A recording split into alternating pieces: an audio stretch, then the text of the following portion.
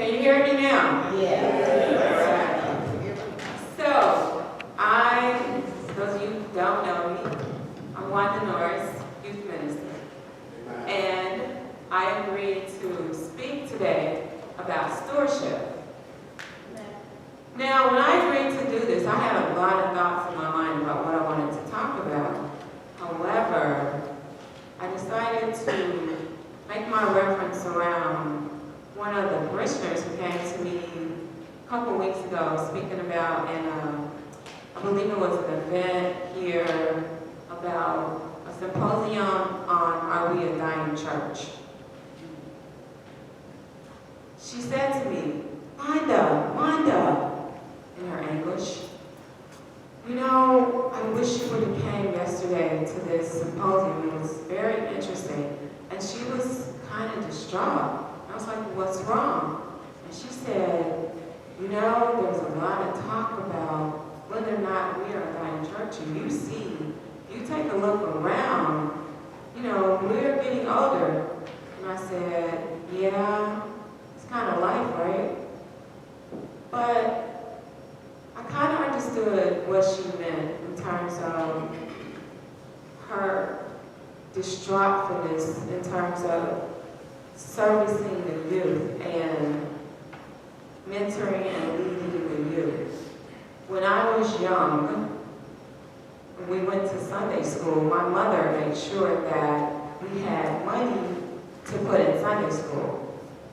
A lot of times it made it to the candy store, to be honest with you. But more often than not, it did make it to the trays of Sunday school.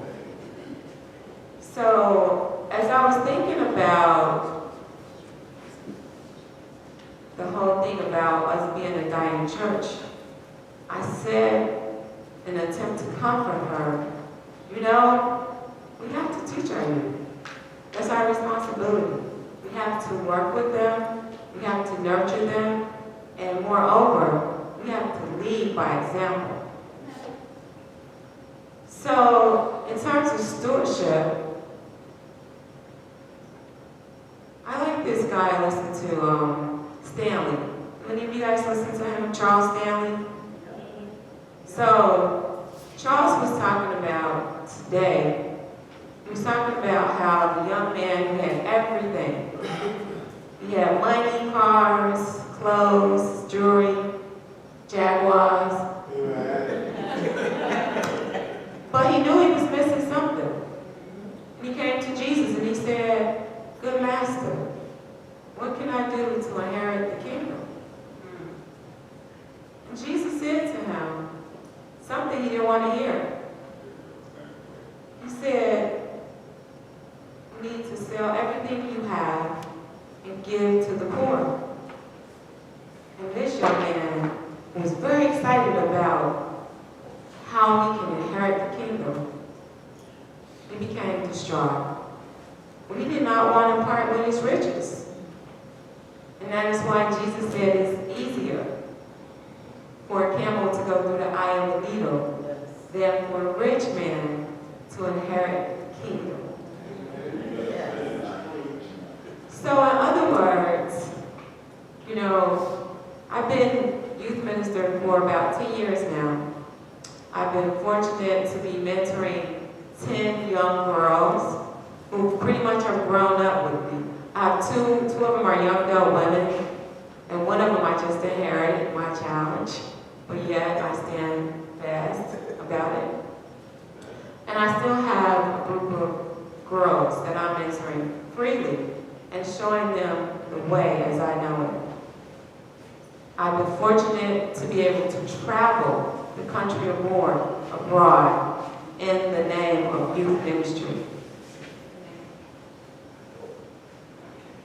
And I'm fortunate to serve as youth minister here with a group of phenomenal youth who are from all over the city, who have a lot of different backgrounds. And I say that to say, one of the young men came to me one day, and I actually asked him how was school and how he was doing and everything. And he was like, oh, school is great. I'm like, how was work? He said, well, hate work. And I said, oh, that's not good. So why don't we take this to the altar? Why don't we ask God to increase your territory, to help you in an attempt to sustain a workplace solution that is conducive to your lifestyle. And as a testament, that young man is here today, and I can say we did pray for him. He did come to the altar, and he did receive a new job. Amen. And he's happy about it. So I say that to say this. With stewardship, it's about giving, more so than it is about receiving.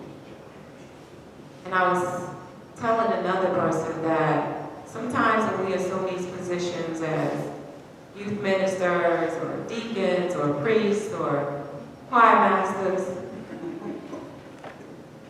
we are vexed with the position of giving much more than we are to receive. So again, I say to my young people, we have to be willing to give more than we are willing to receive. Thank you.